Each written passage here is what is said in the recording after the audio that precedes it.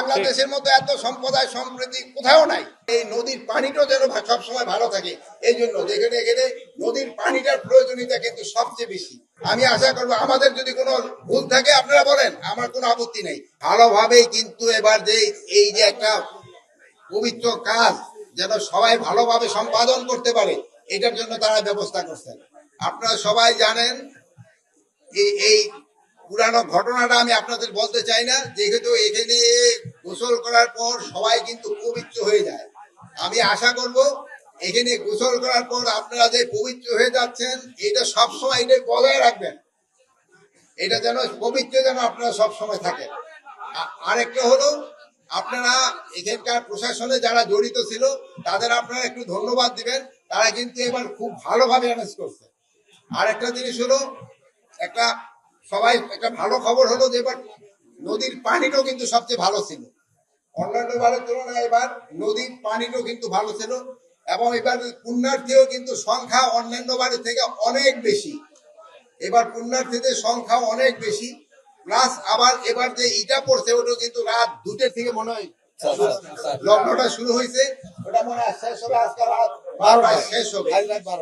এই সময় যে আপনারা সবাই খুব ধৈর্য ধরে আপনারা সবাই এই পুণ্য স্নানটা করে নেবেন, সবাই ধৈর্য ধরে করবেন। এবং আমাদের সব ব্যবস্থা আছে এখানে, কোস্টগার্ড, তারপরে পুলিশের যে নৌ পুলিশ, সেনাবাহিনী, এবং অন্যান্য আইন শৃঙ্খলা বাহিনী, আনসার, ম্যাজিস্ট্রেট সবাই কিন্তু এখানে আছে। আপনাদের সবাই কিন্তু আছে আপনাদের সেবা দেওয়ার জন্য, এবং স্বাস্থ্য সেবার জন্য এখানে সিভিল সার্জনও আছে।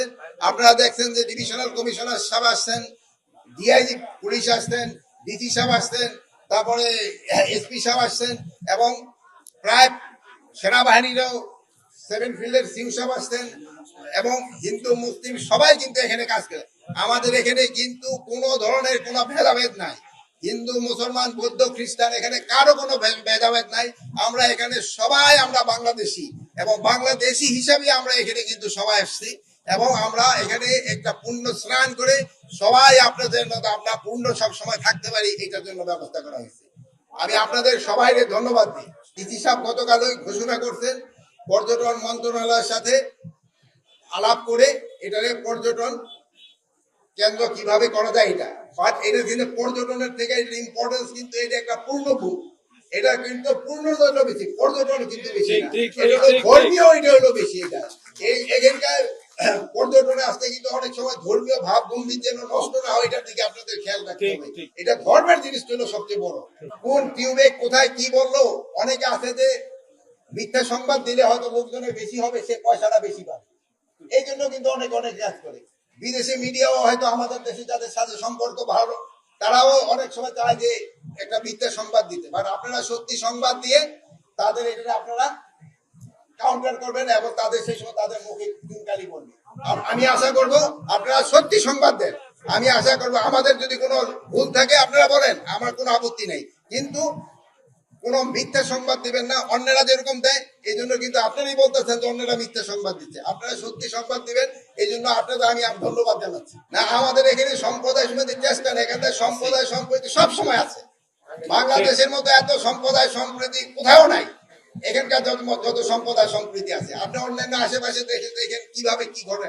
আমাদের দেখেন এখানে আমাদের হিন্দু মুসলমান বৌদ্ধ খ্রিস্টান সব ভাই বোনেরা কিন্তু একসাথে আসছে, সবাই কিন্তু কাজ করে যাচ্ছে।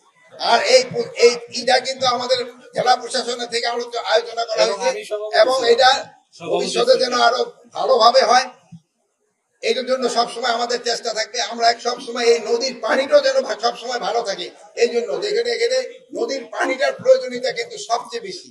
তা আমি আপনাদের আবারও অনুরোধ করব, যেহেতু আজকে রাত 2টা পর্যন্ত সময় আছে, আপনারা সবাই সাইড বাই সাইড যাবেন, প্লাস আপনাদের প্রশাসন থেকে কিন্তু আপনাদের এখানে খাওয়া দাওয়ারও ব্যবস্থা করা হয়েছে। এখানে খাবার দাওয়ারও কোনো সমস্যা নেই, আপনাদের খাওয়া দাওয়ারও ব্যবস্থা করা হয়েছে।